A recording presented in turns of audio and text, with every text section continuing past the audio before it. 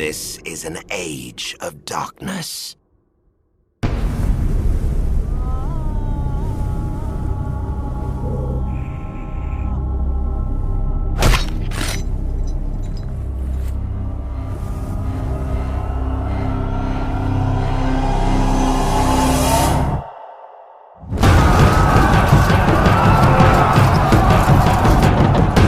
A world of fear, power,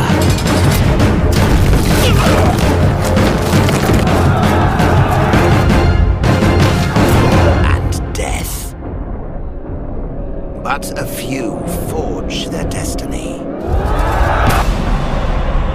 Medieval total war.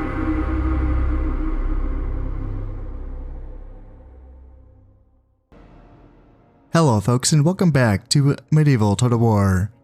I am Stip and this is going to be part 1 of my new campaign series where I am playing as England, or I will be playing as England. Now I do know that this menu music can get a bit loud, so before I introduce myself and the concept of this channel to any new viewers, I do want to just kind of get into a campaign where the music is a bit more tolerable, so let's just kind of go in here, new campaign. I do play my campaigns on expert difficulty. It's pretty playable. It's pretty fun, I think.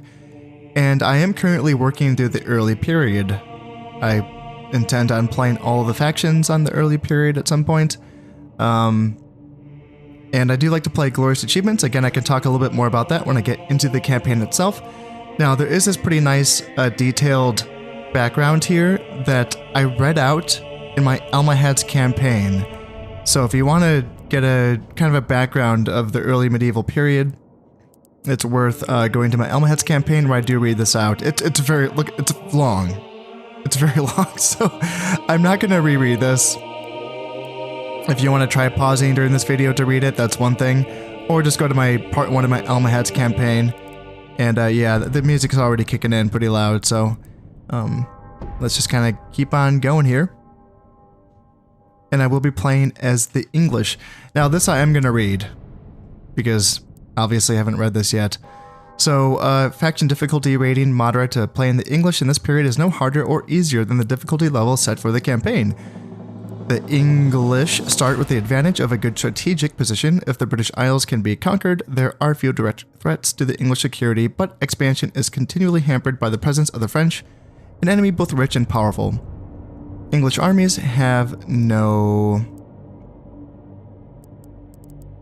special advantages, but can eventually include two exclusive troop types, longbowmen and billmen. Although not immediately available, longbowmen, and particularly longbowmen trained in Wales, are war-winning units. Billmen are less dramatic, although the ability to field a kind of halberdier earlier than other factions should not be undervalued. By 1087, England is, for the most part, firmly in the control of its Norman overlords. The king, his courtiers, and the great lords are all French-speaking Normans, and most hold lands on both sides of the English Channel. England is only one part of a larger Norman domain, but is increasingly wealthy due to the wool trade. The king's holdings in France, it has to be said, are far more valuable than his English provinces. This basic position on both a defensible island and on the continent brings opportunities and problems for an English king. The kingdom is sprawling and not always easy to defend. At every point, there are also political considerations. Thanks to ancient oaths of fealty, the English king is nominally a vassal of the French king. This status is ignored by the English kings as a matter of course, but is a bone of contention with France. The English ambition to gain land and power at the expense of France is another issue in the two nations' intertwined histories. The English kings are, of course, Catholic, but they are not above struggles with Rome over who controls the church in England, a struggle that has still to be played out to a conclusion. That said, the kings of England are largely pious and God-fearing. As always, when looking to expand, the English must look both close to home and across the seas to France. With holdings in France, an attack there can look tempting. But any English ruler who doesn't keep an eye on Scotland at the same time is asking for trouble. Scotland, Wales, and Ireland can be subdued first, but it is likely to be at a high cost in blood and treasure. In turn, this risks an attack by the French, and once conquered, new lands will need to be firmly occupied. All that said, the English have the Norman vigor and a growing sense of national identity to bind them together under a strong war leader. They have the potential to flower into a great Western Empire. All right, whew, I need a drink of water after that, man. Did you guys get all that? There's a lot there. All right, so now we can talk a little bit about. See, it's way quieter here, so it's easier to talk. Yeah, it's just funny how the soundtrack isn't really balanced between the menu and then the campaign itself. I can get back to whispering and not just yelling at you guys.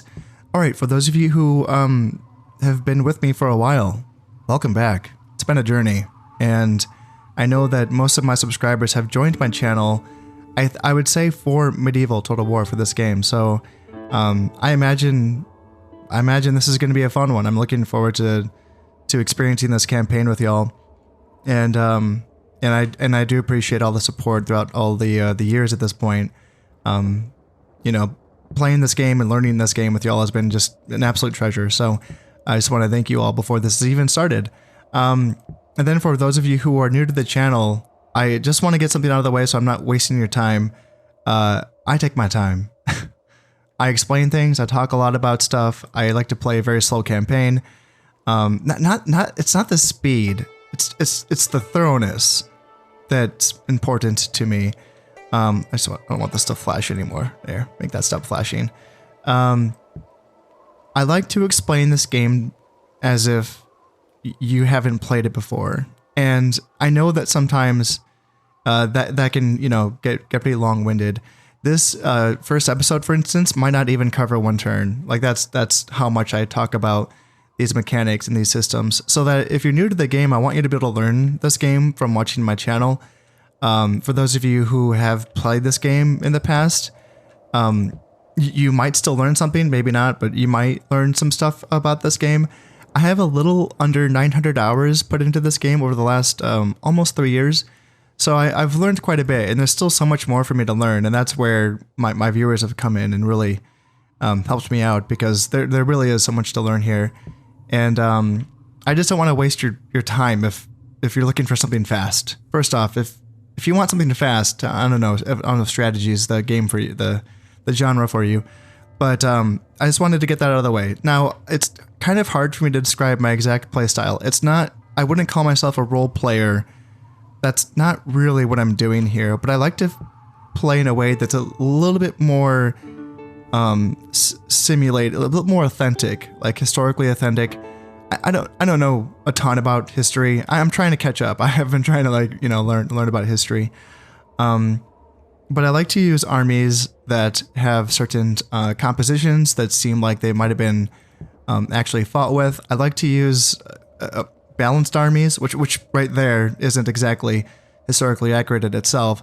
But I do like to try to stay away from like just getting uber, like, you know, spamming one powerful unit. I don't like that. It's boring for me to play, and I think it's boring to watch as well. You might have different ideas about that, but I think that there's enough YouTube channels that spam armies and play fast and blitz and all that.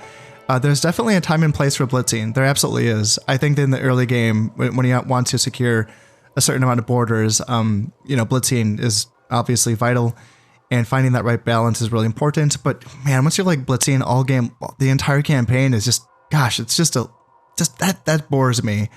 I think it's fun to play with large armies. I think it's fun to play with teched out armies, like just, you know, get the cool stuff, you know, even if it's not necessarily the meta, or if it doesn't like fit into, it's not like economically, you know, intelligent or whatever, you know, I just get the cool, it's a game, you know, get some cool stuff and have some fun with it. And also I like to let the AI catch up, you know, in a sense. Now that does come back to bite me sometimes, but overall I think it's more fun to, you know, have a AI that's actually built up a bit as well. In the early period, things are very underdeveloped. I'm looking forward to someday playing the high period campaigns and the late period campaigns, but I do want to play all the factions in the early period first before I move on. With that being said, I think that I've been looking into this a bit and just kind of talking about it, and I think that part of the reasons why there's like somewhat little AI aggression in the early campaign is just because of how underdeveloped everything is. It can be so dangerous to push out and move when you don't have anything to fall back on. For instance, if we look here at like the French territories, they have a fort here in Ile-de-France, and that might be it for their like buildings. I don't know if they have anything built up in Champagne. I have a fort in Aquitaine and then a fort in Wessex, so I have double the training capacity if they only have the one. They might have something in Champagne, I can't remember, but anyway, that's a little bit off topic. I just wanted to give you guys a head up about what kind of, game I'm playing here. I like to kind of dig around into the game mechanics themselves and learn more about that. And I've come a long ways with this game towards learning, things about the economy and the diplomacy and what capabilities of certain agents are. I think that is really fun to play with these things, even if it's not the meta. I think that playing Total War games is just, build economy, train soldiers, attack until you grind your enemy into dust. It just bores me. It bores me to tears. I'm sorry. So again, if this is too slow for you, again, I'm trying to save you some time here, but I like to build up anyway. With that being said, we will be attacking Flanders on turn 1, so there's that. There's not going to be a fight though. The French will pull back from this. Now, let's see. I'm trying to think. Is there anything else I need to say right off the bat about my channel? Oh yeah, shit. Like the main point of the channel, right? So the reason, why am I playing Medieval 1 or Shogun 1? I just started covering Rome 1 last year.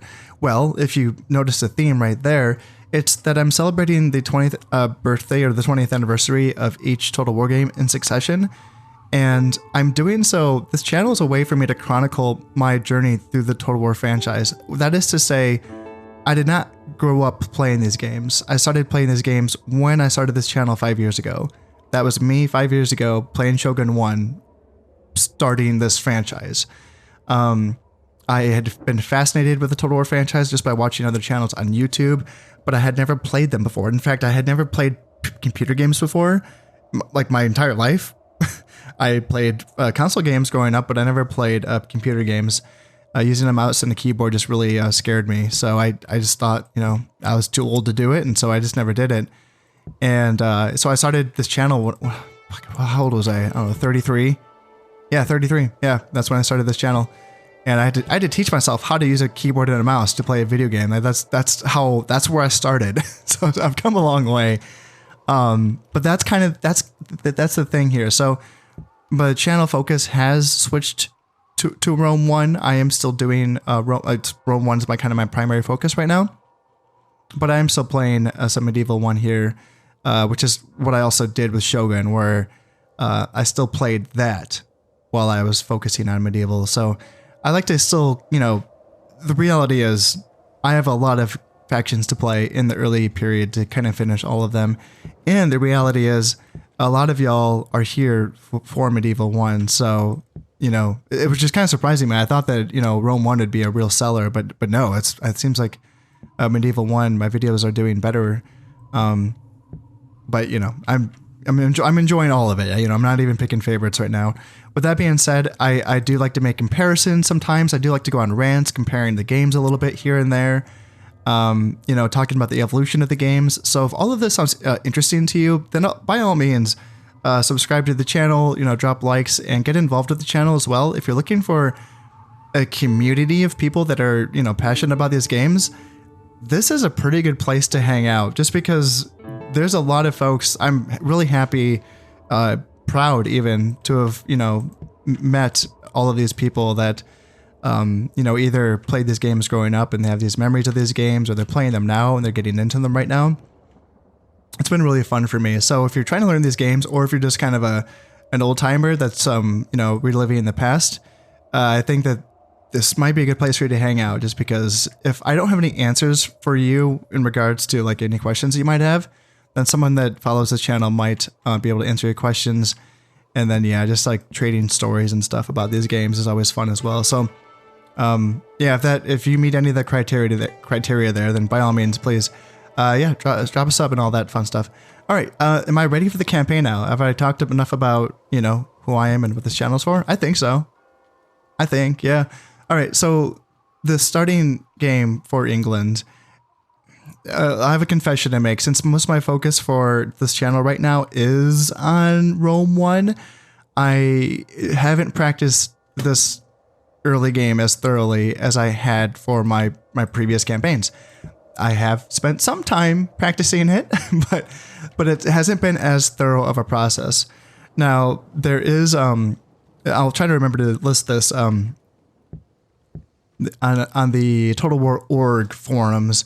They have these really good faction guides, and in the guides for England, there's a strategy that's been listed that describes how to take out France in 3 turns. And I had to make some adjustments to that guide, particularly in fighting Brittany in the first turn is kind of difficult just because they have that, you know, Giga Chad 5-star general that really does make that a kind of a tougher battle if you're just kind of rushing it with the troops that I have bordering Brittany. That can be a tougher battle. So I'm not going to be fighting that, actually. I'm not. I actually, a couple days ago, I like practiced it a couple times. I was trying to remember like what I had figured out. And it's kind of tough. It's kind of a tough little thing to figure out. I'm sure I could have if I spent more time on it. Here's the thing, though. I figured out how to get rid of France in 3 turns, but it's not as much of an advantage as you would think, because you'd think like, hooray, yeah, France is gone, like immediately. Okay, well. Here's the thing. You've just increased the borders, because right now my borders are 1, 2, 3, 4 province. I have a 4 province border, right? 5 if you want to include the rebel provinces, then yeah, I have more borders. But I'm not too worried about the rebels because they are typically not aggressive as long as you have at least 1 unit hanging out in these provinces. Once you attack 1 rebel province, that means you're at war with all other rebel provinces. And maybe that will kind of make them more aggressive towards you. Like if I were to attack Wales and then just leave a peasant in Northumbria for like, you know, a long time, maybe the Scottish will eventually invade Northumbria because I'm technically at war with the rebels. But I don't think that they're too threatening. Otherwise, I think they're pretty passive as long as I have like a unit of peasants, say, hanging out. Like it's not just wide open. I think it should be fine. So 4 province border, right? If I were to get rid of France, what am I looking at then? Well, Aquitaine and Toulouse would be my borders down here, 1, 2. Anjou would still be a border because of Burgundy, the Holy Roman Empire. And then I would have, so that's 3. Then 4 here in Ile-de-France.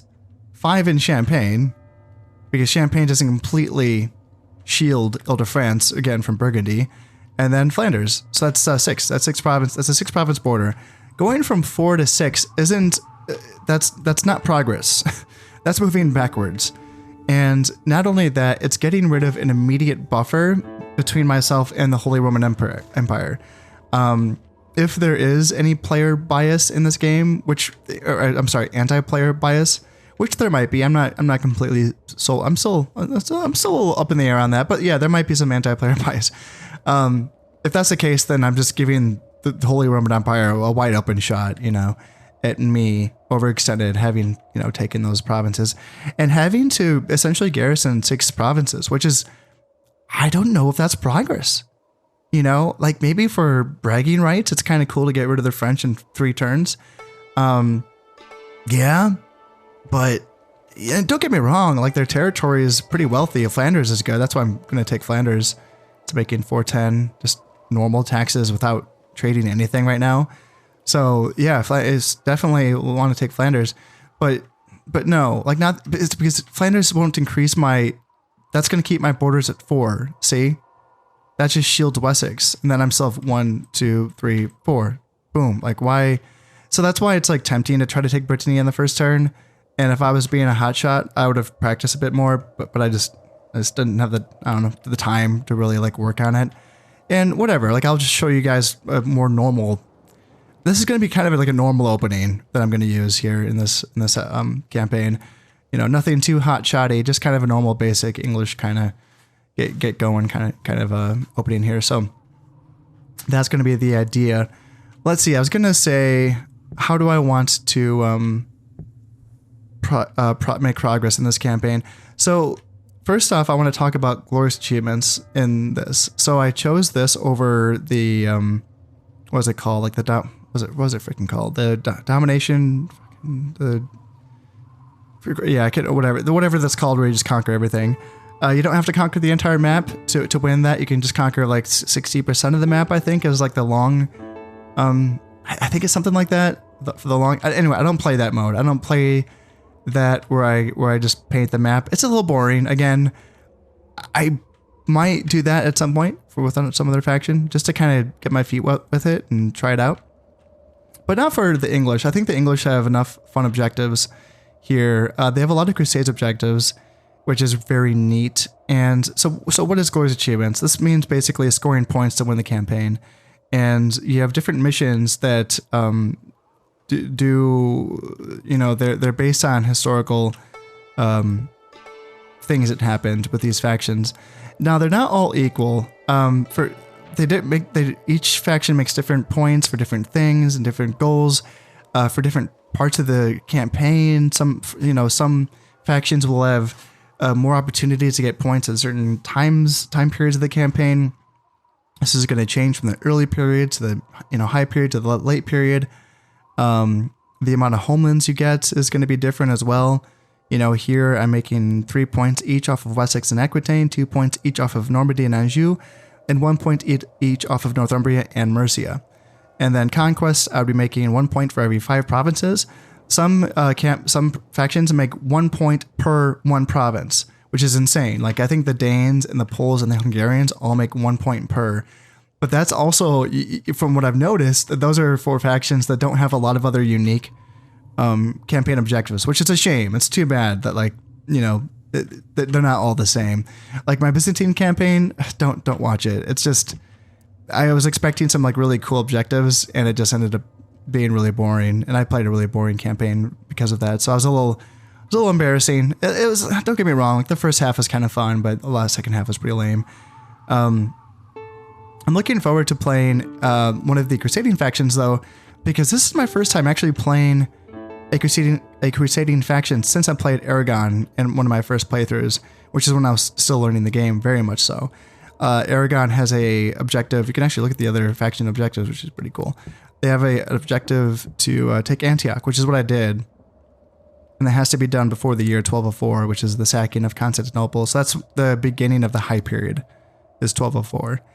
And so that's what I did when I played Aragon. I took Antioch. I sent one other crusade after Constantinople just to kind of mess up the Byzantines.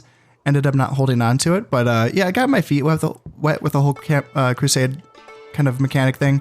But that was it. Like I haven't really done, crusades. I played 2 Muslim factions, and I played the Danes, who can't crusade, which is a shame because they definitely went on crusade. So that's really stupid that with some Catholic factions you can't crusade, like the Danes, the Poles, the Hungarians. It's like, what? Why?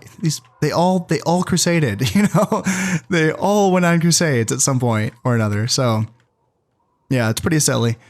But with the English, I'm excited. This is going to be cool. The crusade objectives do all end at the year 1204, so that's kind of my timeline. It was tempting for me to get a really quick start and say, all right, we're just going to rush crusades and go, go, go. I've practiced that a few times. That was one of the things I was trying to get going, practicing as the English opening. I don't know if it's worth it. It's kind of like I can rush that first crusade. I can spend money on getting a keep here in Wessex. And then from a keep, I have to build a church. And then a church, I can build a chapter house. And then with the chapter house, I can build a crusade marker. And then I can say the crusade marker to Antioch or some other place. And then I can send, the crusades down. I can make it there. I can take Antioch. But then to make any money off of that and to start paying for all of the men that you have had to, send on that crusade to hold against, the Egyptians and the Turks and maybe even the Byzantines if you pissed them off, it can be a very desperate hold until you can get into a crusade sent down there. And while you're doing all of that, if you don't have your finances up and running, you're not going to be able to afford to defend your home territory. So it's a really desperate thing. It might be possible. I don't know. Again, I'm going to be showing more of a basic campaign strategy here. Nothing too insane, I think. So something more basic, I think. What else? That's crusades. I think. Keep thinking I'm forgetting. I'm forgetting a lot of stuff. I know I am.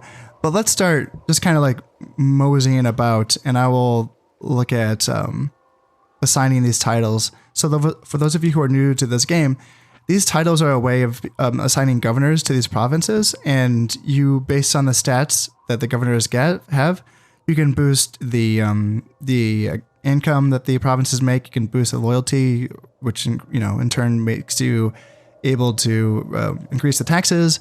There's a few things that happen here, but mostly what I look at is money. That's kind of the most important thing here. Also, I can send a princess. I want to try to make... I'm going to send her to get an alliance with the Aragonese. So this here says, this faction has no unmarried men of royal blood. At the moment, you have the option of sending your princess to propose an alliance. If in the meantime an heir does become available, a royal marriage will be proposed. Do you wish to propose an alliance? Yes, because I want to have the Aragonese not attack me. I don't really intend on attacking the Iberian Peninsula, so yeah, I would love to be allied with the Aragonese. And the princesses are good diplomatic pieces for this. So that's was that her? Yep, she's offering the alliance. Princess Mary, 17 years old. And I have another princess too. I have Princess Elizabeth, 16 years old. That's what she looked like, I guess. And she's going to be going to... I'm going to send her... Where's the German dude? The German Empire. I think he's usually hanging out in Franconia. So I'm going to send her there, and I'm going to try to get an alliance with him. So if there's no unmarried men in the family, they will just propose an alliance. But if they do have sons that are unmarried, then they will marry themselves off to them. And I don't think that is any stronger of an alliance. Not that I'm aware of. That is a conspiracy theory. Some people do think that.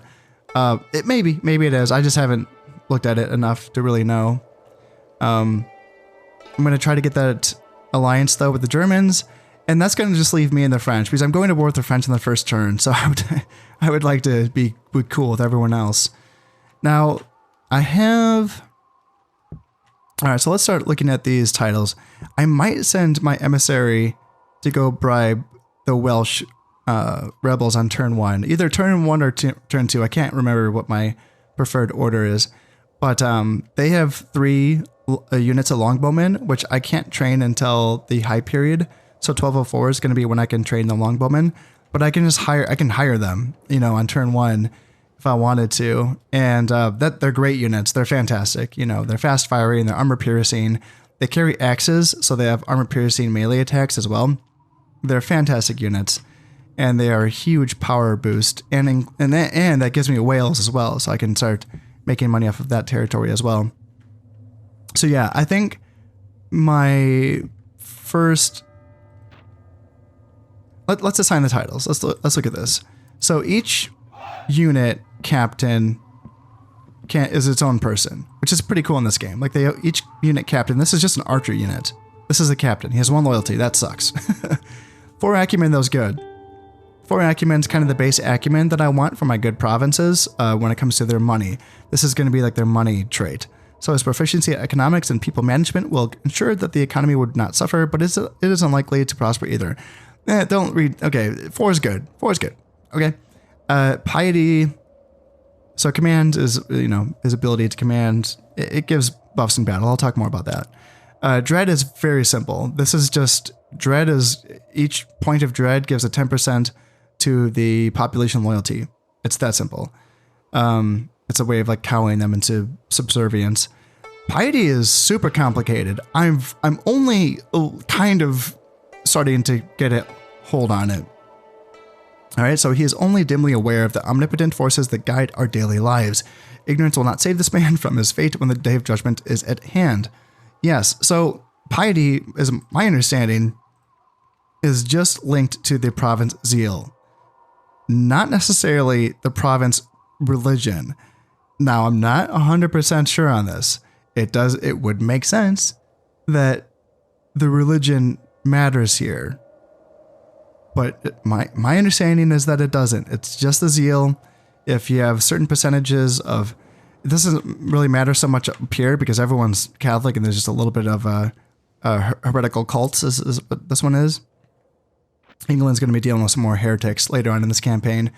But in places, like in Iberia, there's more of a mixing of the faiths essentially.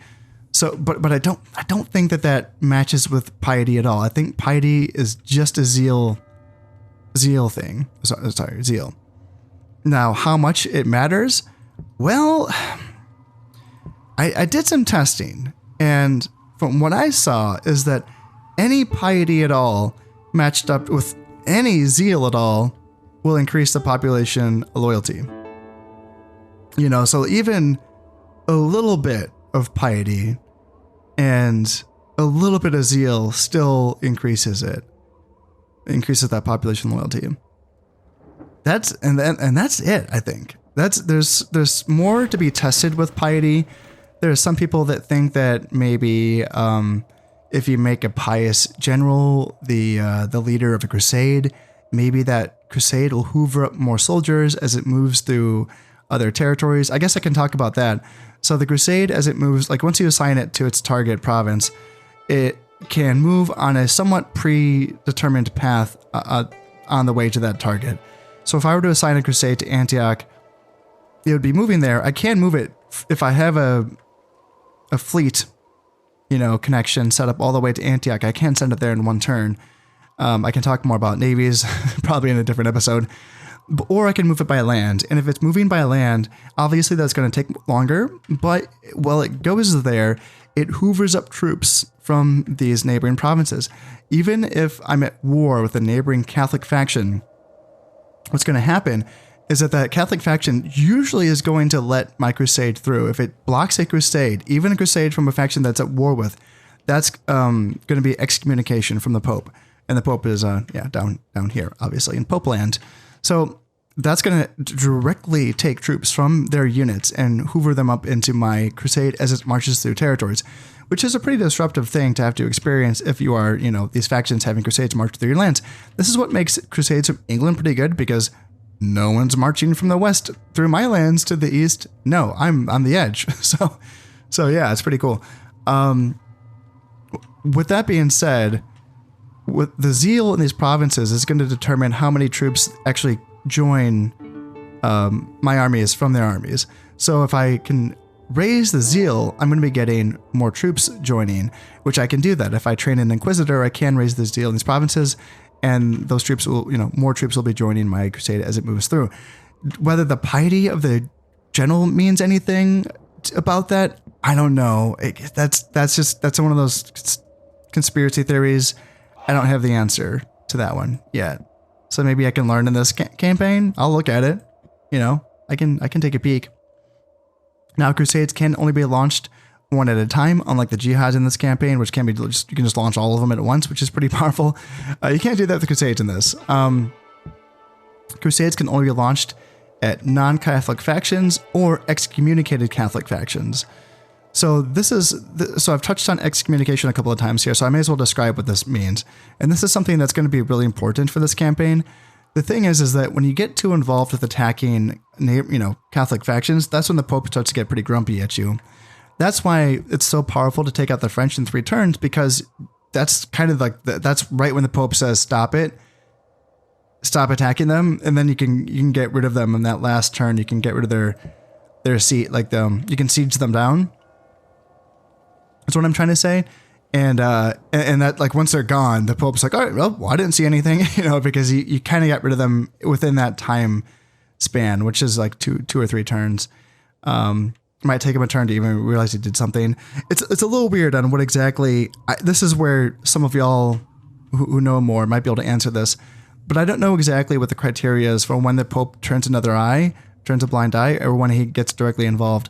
I think that the player power or the faction power has something to do with it. I think that if it's a super powerful faction attacking a weaker faction, I think that the Pope is more sensitive to these indiscretions. And if they're more evenly matched, maybe he'll kind of look the other way for a little time before he, if you're continuing beating them down and taking territory and getting more powerful, then he might say like, okay, now that's enough. Maybe. I would love to hear your thoughts and experiences on this to fill in the gaps, because this is, as I'm mentioning, I've actually, weirdly enough, like not played a lot of Catholic on Catholic action in this game. Yeah, played the Byzantines, 2 Muslim factions, and the Danes and the Aragonese. The Danes, I just fought pagans, and the Aragonese, I fought Muslims and Orthodox. I don't know. I don't know. I didn't do a lot of Catholic fighting as the Aragonese. Yeah, I would like to hear your thoughts on those papal, sanctions on fighting Catholics. I'd like to learn more, but that's the general idea. And that's why the whole idea, getting back to how I started talking about this campaign, where I was talking about having to defend 6 provinces, this is why that gets really important, because a way to defend 6 provinces, or 4, mind you, without having to have, 4 or 6 standing armies, is that typically, and I've been doing this ever since playing Shogun 1, in the Shogun 1 official strategy guide, it was mentioned the idea of the satellite defense system or strategy. And it's the idea that you can essentially defend multiple provinces with just one inner province. So like, you have to kind of use your imagination as I'm trying to describe this, but here's a good example. Imagine if just looking at like these 4 provinces of Aquitaine, Anjou, Normandy, and Brittany. Pretend I owned Brittany, okay? Now, say I just wanted to hold this as a frontier. Well, guess what? This is perfect, because then I wouldn't need 3 armies in Aquitaine, Anjou, and Normandy. I just need a fort in either all 3 provinces. Fort's easy. It takes 4 turns to build. It takes like 400 florins. It's fine. And I can hold each province with a unit of peasants. Their upkeep is cheap. It's like, what am I paying for them? 37 florins per turn to upkeep the peasants. That's fine. And then 1 standing army in Brittany, not necessarily 3, maybe 1, maybe a little more, because if I get invaded to 3 provinces at once, you have to kind of look at your neighboring, provinces and see like, all right, are they really massing up for an attack? If it's looking like they can attack 3 at once, then you kind of have to like build up for that. But the point is that you don't necessarily need to have 3 stacks to defend 3 armies. At least not at the beginning. Like, this is a way of saving money so that you can build up an economy, so that you can work on other things, build up your military infrastructure, on and on and on. And here's the wrench that's thrown into the satellite defense strategy, though, playing as Catholic on Catholics. Well, as I just mentioned about the papal sanctions on, fighting other Catholics, there's going to be an issue here. If a Catholic faction takes my province, but I still have a garrison within a fort, here's the thing, that counts as them owning that province. It's weird. It kind of feels like it should still be mine, but no, it's theirs. So if I attack that province that still has my garrison in it, but then, an enemy Catholic army, that counts as me attacking a Catholic faction. Now, what exactly the Pope says here on, who's in the right, I don't exactly know. There might be an anti-player bias involved, or again, we might be talking about strength ratings, or strength rankings. That might have something to do with it. The thing with anti-player bias is that I wonder how often that just means that the player has a stronger faction.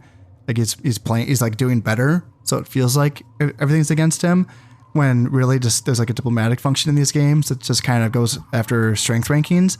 That might be more accurate. I think that's how it is in Rome, but again, I'm still learning these things, so it's hard to say exactly like what makes the Pope decide on whose side he's going to fall on. Here's the thing, though. So despite, I'm not going to try to predict what the Pope's going to do. I just have to assume that he's going to go against me, right? So I can't hold, if I were to try to, say hold 6 provinces and say, all right, well, the Germans and the Aragonese and then the Spanish are going to take Navarre soon. I'm going to have 3 Catholic factions on my borders. okay, so I could like hold. I could have like 2 armies in Anjou to defend Anjou, Toulouse, and Aquitaine. And then I could have, say, 1 army or 2 armies in Ile-de-France to defend Flanders or Champagne. Something like that, okay?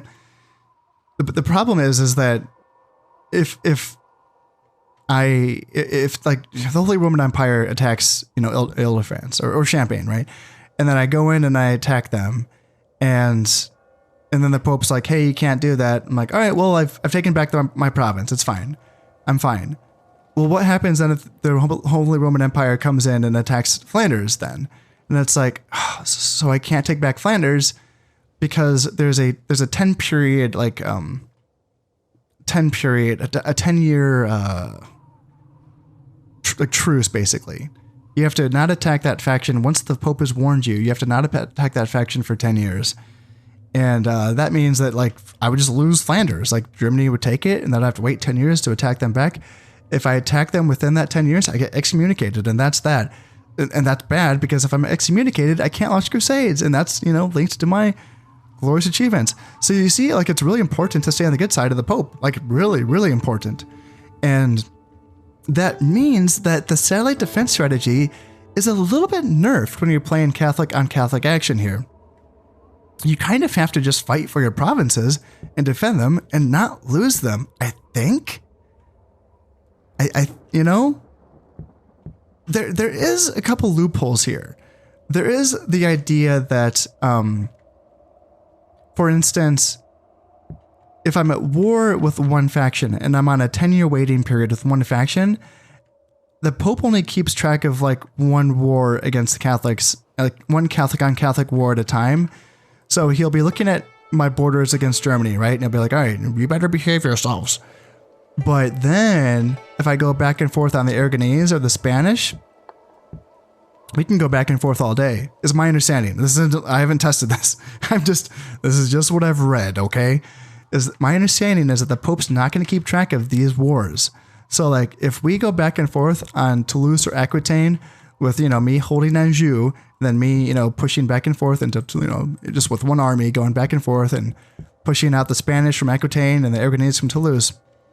My understanding is that the Pope will not even notice that, until the 10-year waiting period is up between me and the Germans. And then you'll start to look at this and be like, hey, what are you doing down here? What's happening? And so if I wanted to get really tricky, there's probably a way for me to manufacture, not even manufacture, but just kind of like make it so that what, like, say like the Germans can like really garrison my border with the Germans really heavy so that they can't get in. Say like Anjou, Ile-de-France, Champagne, and Flanders all had garrisons and it's held strong against them. And then the Aragonese or the Spanish attacked me. And then I just have to have like one army parked in there, making sure that they never come back. And that means I can kind of lighten my garrisons up here, I think. I don't know. I feel like there's kind of ways to kind of game that a little bit. But without, having the experience playing as a Catholic on Catholic faction here, I would rather play this a little bit more straight up just to kind of get my feet wet and to learn this system a bit more. So, all right, that was a lot. That was a lot. Maybe I should start putting some buildings in. Let's get some forts. I think I want to let's just do basic here. Fort takes 4 turns to build. A turn is 1 year. So they're telling me that it's going to take, yeah, you can't really see it, but you see that picture, right? It's a wooden palisade with a little like wooden 4 years to build that. Come on. It's a little bit silly in this game. I liked it in Shogun where it took 2 turns to build a fort, and that would be like that'd be 6 months. Because it'd be 4 turns per year in Shogun. So that made more sense. This is ridiculous. But 400 florins, fine. Let's get that going. For those of you who are new to this, the fort is the tier 1 like settlement building. It's how you unlock your next tier of infrastructure. As you can see, there are other options. Without needing to build a fort, I could build a port. I could build a watchtower, which will increase my population loyalty, and it allows me to see into neighboring provinces. So those are very powerful. I want to get those everywhere. Farmland, this gives me a percentage boost to my farm income, which that's all I'm making right now. I'm not making any trade because I don't have any trade building set up. And inns allow me to train mercenaries, which is pretty cool. I can show you more about that when I actually do build inns. And then mines, Northumbria, if we look in here, Northumbria does have copper, so I can build mine to make money off of that copper. Let's look at this province sheet a little bit here. Income, yep, 128 goes higher if you raise taxes, but then the loyalty also goes lower. 115 is okay. Anything over 100 is technically okay, but you do want to stay a little bit like over 120 just to out of habit. Let's lower it to normal for now because I want to do other things first. Income, resources, not every place has a resource. Tradable goods, not every place has a tradable goods. If they do, you can make money off trade. I can talk about that later. Loyalty, I've already talked about. Taxation, self-explanatory. Zeal. There's might be other things about zeal that I didn't mention, but I think I told you the basics of zeal. The religion thing, again, is a little bit, as you can tell, I'm a little bit wishy-washy on like the interrelations of religions and zeal. My understanding is that if you have, because you can use your religious agents, your priests, to raise your religion. So like I can take my priests and come down to Almahad territory and start preaching the word of God, and I can turn the population into Catholics. And the idea is that that's going to be causing population loyalty issues with the Catholics. Now, the direct correlation, I don't know. It doesn't really show it there. One thing you will see directly, which is pretty fun, is that when you see rebel armies pop up, that you will see like Catholic units in those armies, which is really cool. When I played my last faction as the Egyptians, and since I had my alums everywhere, just kind of, I like to have religious agents in every single province just so I can see everything. And then just as a byproduct, they do, spread the word of their God. And so without even really trying to, I was kind of causing these religious rebellions where you would see a Muslim units and like Catholic factions, which is just kind of a cool thing. But yeah, you don't really understand that, at least I don't really understand the direct interplay between religion and population loyalty. You just kind of have to assume that that matters, I guess. Let's see, let's just keep looking. Anything else here? I think that, yeah, if you look at like some provinces, for instance, if you look here in Wessex, this region was famous for its cogs. Cog is the third tier naval unit for the Catholic factions. So the units trained here will gain +1 valor. That's essentially like experience. So that's a little bonus. And so, yeah, some units have provinces where if you train them there, they get a valor bonus, which is very strong. It's very strong, very, very strong. So definitely worth keeping that in mind as I go into this campaign. And down at the bottom is something that's very important. I wish I could like show it to you while I had my mouse over here, but I can't. So look at the bottom. See where it says location, inland, vista, flatland, terrain, lush grassland, and waterways, none. Well, what I can do is I can click on Flanders, right? Flanders, yep, inland, plains, lush grassland, waterways, none. And then if while I'm right-clicked on Flanders and then hover my mouse over to Wessex, it's going to tell me what the French would be fighting on, what territory, what the terrain would be if they were attacking Wessex. So remember when I click on Wessex, location says inland. But if I'm attacking Wessex from Flanders, location is coast. Now the vista is still flatland, terrain is still lush grassland, and yeah, waterways is still none. That means that we won't be fighting on a river, but still, it's kind of cool you can see what you'll be fighting. So like, I think, so like you can see the rivers are kind of hard to see in this game. In Shogun, they're very noticeable. It's kind of easy to miss the rivers in here. I miss them all the time. Flanders attacking into Normandy should be a river battle, I think. Yes, it is. You see waterways, river. And you can tell, yeah, there's a river right there, kind of on the eastern border of Normandy, so that makes sense. So that's pretty cool to know that. Now, I do intend on taking Flanders in the first turn, so it's not going to matter. But still, yeah, good to know. What about Ile-de-France? What if they attacked into Normandy? Nope, no waterways. Again, that makes sense. You can see, like, the river doesn't go west-east, goes north to south, so you can kind of get in this way. You know, most of Normandy is not protected by that river, so that makes sense. It's very, very organic. Just very nice. So, what about Ile-de-France into Anjou? Yep, nothing special there. Toulouse into Anjou. Hills. So we got hills and flatland. So this is important because this is going to describe the order in which the map is laid out. So you can see it, and again, this is very organic. You can see on the map, like Toulouse has hills. That's what the bumps indicate, right? Here you get flatlands, right? This makes a lot of sense. So the battle map is that the French deployment zone is going to be hills, and then my deployment zone is going to be flatland. So their deployment is going to have a height advantage over me, is what that's going to be. Not ideal. And then what about Toulouse into here? Same thing, hills into flatland. And then lush grassland. I think that's just kind of talking about the actual like amount of vegetation.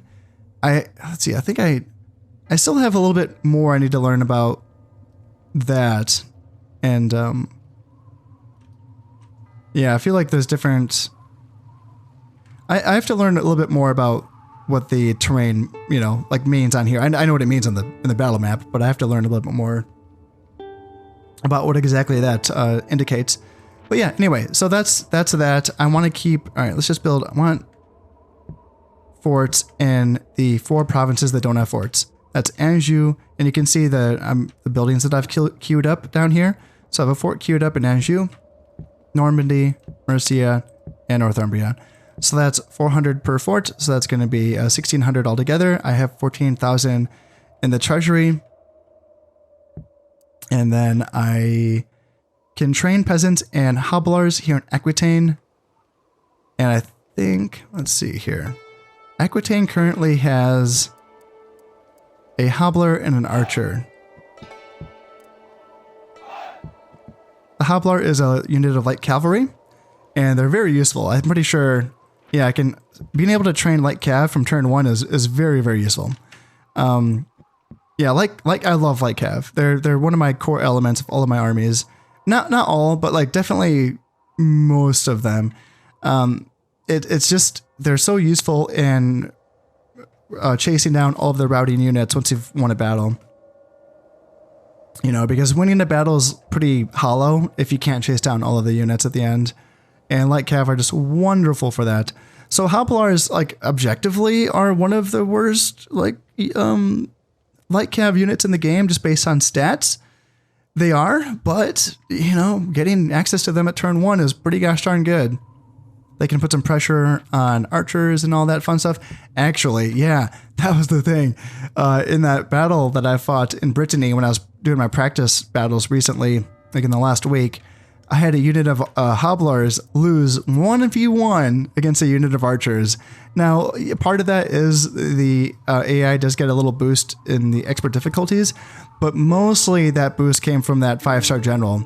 That's mostly what that was from. I was like, what the hell's going on here? Why did my light cav lose to archers? It's like, oh yeah, I know.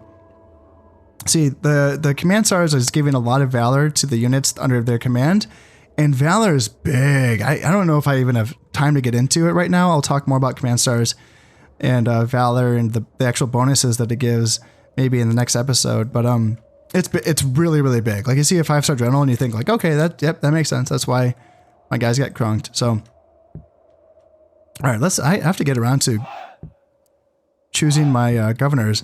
The governors the stats are different for each campaign that you load up. So the units are the same. These are the same units that I've practiced with, each campaign that I've practiced as the English, opening wise. But the stats are different. They're always going to be different. I'm pretty sure they're the same for the king though. I'm pretty sure the English king also always has a huge amount of dread. And I think that's an English thing. I've noticed that I think certain factions are more inclined more for different types of. This is one of my conspiracy theories, is that, yeah, I think certain factions are more inclined for certain stats. Like, I feel like French are more piety oriented. The Italians might be more acumen oriented. The Byzantines are more like influence oriented, and that's the influence is just for the king himself. The normal captains are just going to have loyalty, which indicates, their loyalty to me, obviously. Many disloyal units can cause a civil war, but I think civil wars require a leader, which a leader would be like nobility, and my nobility they're not of age. I have 3 sons that are all underage. They're close, 13, 11, and 4. They will become of age when they turn 16, so they're very close. And then if one of the sons is not loyal, then yeah, there's a serious threat of a rebellion that could happen. Influence has to do with that. Low influence will mean low loyalty in newly recruited units. Now, it's my understanding that influence does not affect the loyalty of already recruited men. It's like they're loyal to the king that they knew, right? So like that seems like they're the veterans, or the guys are like, yeah, no, we got you. But if there's a low influence leader and you're training a bunch of units, then they're gonna have low loyalty. That's what this means.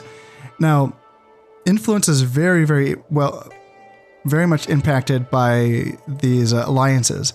So I really like how in this game that alliances do mean something, because if you attack a faction that you're allied with, you will lose influence. So it's a big punishment for attacking a faction that you're allied with. So if alliances really do mean something in this game, which I really like, because in Shogun, I'm pretty sure they don't mean anything when it comes to reliability or anything like that. I don't think so. I could be wrong, but yeah, there's nothing that I know of in Shogun that will stop someone from betraying their ally like all the time. But in this game, alliances are typically pretty stable, just because that's a huge, punishment. And the AI is aware of it. The AI does not want to lose that influence, because they know that will potentially cause a civil war. So, yep, that's good. I really like that system. It's one of my favorite things in this game. Like actually. All right, am I finally ready to start assigning these governorships? So, one thing I want to keep in mind is I want to go into my finances down here, and I can look at what they're all currently on normal taxes, and I can know right here on the middle one what their income is. So 230 is going to be my best province. It's going to be Normandy. And then after that is going to be 222 for Aquitaine. And then after that is going to be 196 for Wessex. And so I want to assign my highest acumen governors or captains to become governor of these provinces. However, knowing that Flanders, I'm going to be conquering Flanders on turn 1. So I want to save my best governor for Flanders, because this is going to be my highest selling, province or producing province very, very soon. So let's make sure that when I'm looking at my governors, we save Flanders for my best one. So what do I have here? What's my draw? Again, this is completely random based on the campaign load. So I could have a bad draw. 4 acumen, 1 acumen, 3. I can't assign governorships to any royalty, which kind of sucks. I wish that wasn't the case. Like, not even my sons, that's so silly. That's a dumb thing.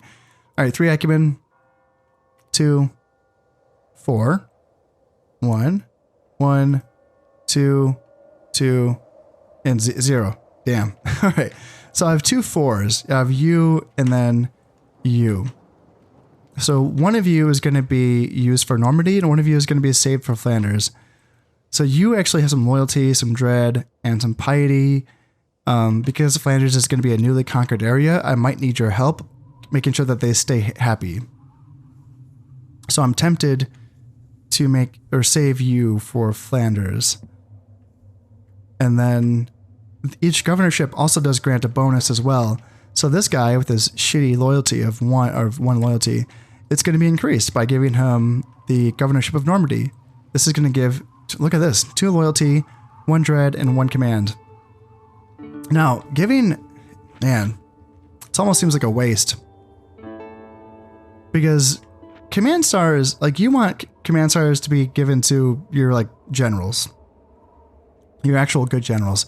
Currently, my only star general is my king, and as I mentioned, I can't give him governorships, so it doesn't really matter.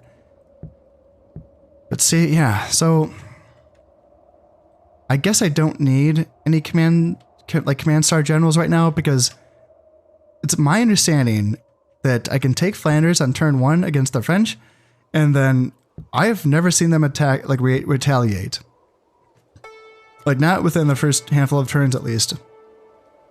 Which seems to indicate that I'm safe from a French retaliation until I get my armies a bit more, sorted and organized. So, getting a command star on a general that might be fighting soon isn't the most important thing.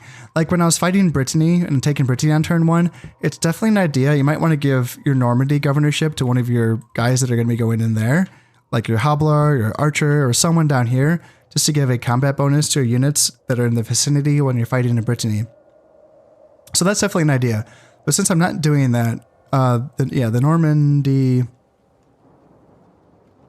I mean, 2 loyalty is good. 2 loyalty is good. So I'm making 230 on normal taxes. I'm going to be giving it to him. Thomas Bassett. Never heard of him. Let's come up here. And 321. And bump up the taxes by a bit. Very high, making 401. Not bad.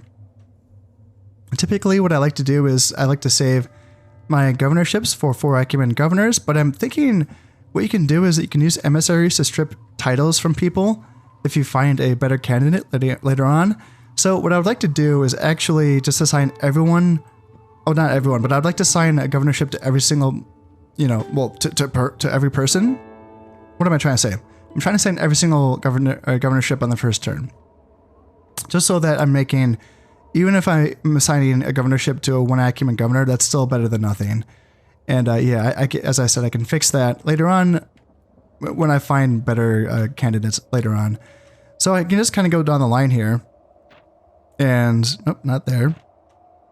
All right, who's next? It's going to be Aquitaine, right? 220.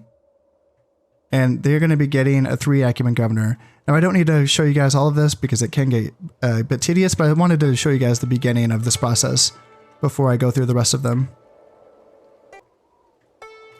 Now, I have finished assigning all of my province titles to all of my captain, or not the captain, whatever, you get what I'm saying. But you still see that there's this one title left. Now, this is not a governorship. This is something that is offered. This is the Lord Great Chamberlain. And this is from this building, which is the Royal Palace, which is a building that I started the campaign with. And this is kind of like my administrative building here in my capital province of Wessex. And this allows me to train emissaries. And this also gives me this title. And this is kind of like the first building in a chain of buildings that I think is required for me to get knights, I'm pretty sure. So yeah, the Royal Palace line is pretty important. But yeah, getting the titles is pretty nice. Now, Lord Great Chamberlain, so this document grants unto the holder the privileges, rights, and duties of this office to be held for the furtherance of the ruler's pleasure and the better governance of his realm. As a direct consequence of the title, the office holder shall receive +2 loyalty and +2 acumen. That's very, very good. Especially good for someone who's going to be ruling the most richest province in my realm, which is going to be, who is it going to be? It's going to be you.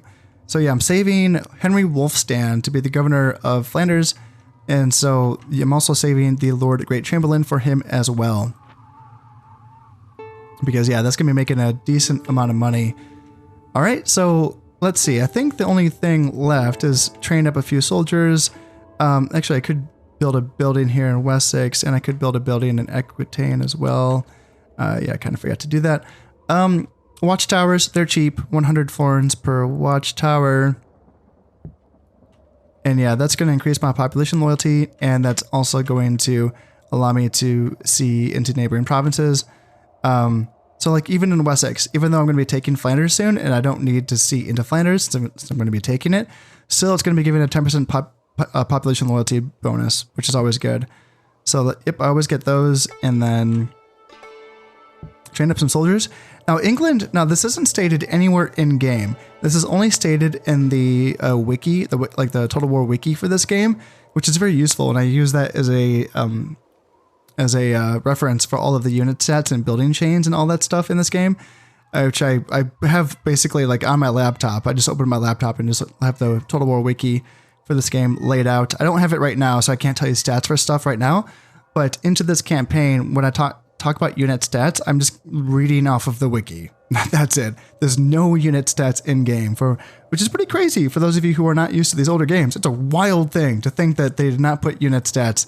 All they do is tell you like these vague, roles for the units, very weak defense, vulnerable to missiles, strong charge, very weak attack, poor morale.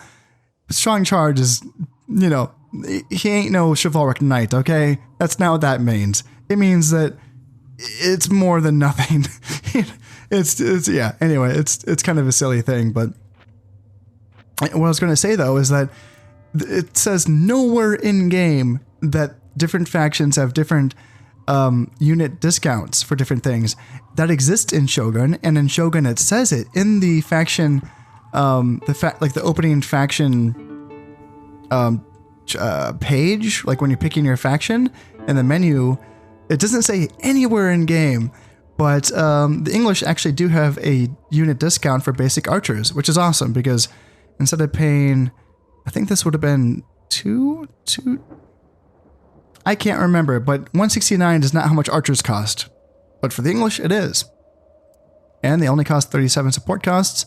So definitely want to be training archers as the English. And then, you know what? Turn 1, let's just get some peasants. I like having peasants. They're 100-man units.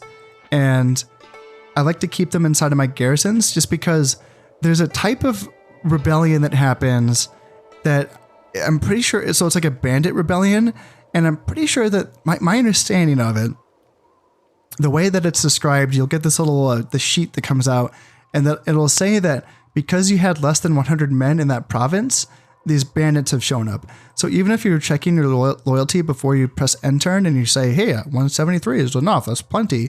But if you only have like a 60-man unit instead of a 100-man unit of something else like peasants, then there's a chance of that bandit rebellion happening. So that's, why peasants make such a good garrison tool. So yeah, I'm going to train up a unit of peasants here because I'm going to be invading Flanders from Wessex. So that's going to be important. I want to leave these peasants, leave peasants in Northumbria, bring the archer down, and then yeah, just leave the peasants in Mercia, and then bring this archer down as well. And then I think I just have to attack with these 3 units for the French to retreat. I don't think I have to attack with anything else. I don't think so. So yes, this is asking me if I want to declare war on a neutral faction. The answer is yes. And I'm pretty sure they retreat. Maybe I should send a unit from Northumbria just to make sure. But yeah, I'm pretty sure they'll retreat, and then there's going to be no retaliation. And let's just train peasants here in Aquitaine for the same reason, just to have like a proper 100-man garrison, just in case I want to move these units out from Aquitaine somewhere else. Okay, now is that going to leave me with enough money to bribe the rebels in Wales? I'm not 100% sure. What is it going to? It's asking me. I think it's like 32 something. 3240. All right, let me do the math here. Okay, some quick math is telling me that I think I spent 2,000 so far. It doesn't get subtracted automatically like it does in Rome, which is annoying. But yeah, you get used to it. It's just in the early stages of the campaign. It's kind of, you have to kind of think about it. All right, so if I raise taxes to very high, what can I get away with here? Yep, very high, perfect. Normal to very high. Yep, looks like I'm doing well so far. Just staying over 100 for now is okay. So my profits would be 1,200, and if I have 2,000 left at the end of this turn, along with 1,265, I think that's just barely enough to hire those mercenaries and those rebels in Wales. But that wouldn't be enough to build anything in Flanders. Because I would want that. I would definitely want to start building a fort in Flanders right away. Let's just bring in the emissary up here so that I can, you know, do that whenever I want to. I'll be making more money when I take Flanders for sure, so it won't take long. Like I said, it's like very early. Like it doesn't take long to. Some people say take it, like bribe those rebels in Wales, like turn 1. You can definitely do that if you don't, you know, build this other stuff and train this other stuff. If you just want to prioritize Wales, that's one thing. But I like to prioritize getting the forts out because I want to be able to defend myself if there is a retaliation from the French. And the more forts that I have, the more potential places where I can eventually recruit troops and build up my economies and stuff in these places. I need that step 1 out of the way first. And it takes 4 whole turns to get that out of the way. So that's not insignificant. So I think that that's more important, is to get those forts out of the way. And then Wales will come shortly. Yeah, that's not going to be too much of an issue. Oh man, what's this? Are we going to get through a turn on the first episode? No way. No way. So yeah, the French did retreat from Flanders. Huzzah, it is now mine. Cash, oh, there we go. Perfect, cash arrives from the Pope. Sometimes the Pope gives you money. So in recognition of your services to God and Mother Church, the Pope has granted you 1,000 florins. I wonder if that was before or after I attacked a neighboring Catholic faction. Let's just not say anything, eh? Watchtowers have been finished here in Wessex and Aquitaine. A child is born. Your ruler's wife has given birth to a son. He will mature in 16 years. I think that, gosh, yeah, I don't know. How random is it for getting the children? Like how is that scripted or is that random? I'm not exactly sure, if I'm being honest. Anyway, yeah, moving her, she's gonna go eventually talk to the German dude, and she's working her way down to the King of Aragon. Now I can give this governorship to you. Let's just make sure that you. And 3 loyalty. Hot damn, yeah. All right, let's go. So 394. Income on very low taxes, and I can also give this. I just want to just make sure it's going to the right guy. Yep. You go there. 450 on very low taxes. I can raise it a little bit to normal 600 income, and I like that the loyalty is updated automatically when I bring more units into this province. So if I do that, loyalty goes up, and I can do very high taxes here, or at least high taxes. Yeah, making 660 on high taxes. Not bad, Flanders. Not bad. So with that cash gift from the Pope, I can probably build a fort in Flanders and bribe the Welsh on turn 2. But you know what? That is going to be it for this one. I've spent enough time talking your guys' ears off, but I'm very excited for this campaign.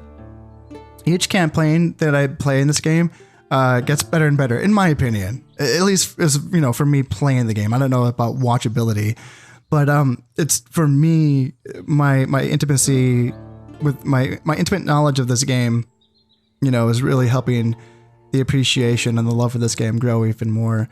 And each campaign gets better, in my opinion. Just flat out fact. So if you are new to this channel, you might be tempted to kind of go back and watch my campaigns from the beginning. Hey, some people have. You don't have to, because this is going to be the best one. You're already in the right place, so you don't have to go back and watch everything if you don't want to. This is going to be the new best campaign on this channel, just because of my my knowledge of this game, and because of the fan base, I suppose, the passionate viewers who also love this game so much, and that's why this is going to be the best one, and I'm very excited for it.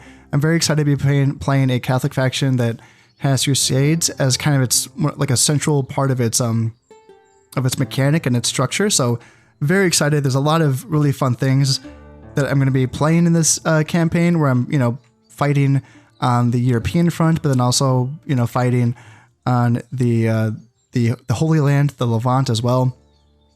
Very excited for this one. All right, so that's going to be it for this one. Thank you all for watching. This has been Concept playing Medieval Total War. Thank you very much, and goodbye.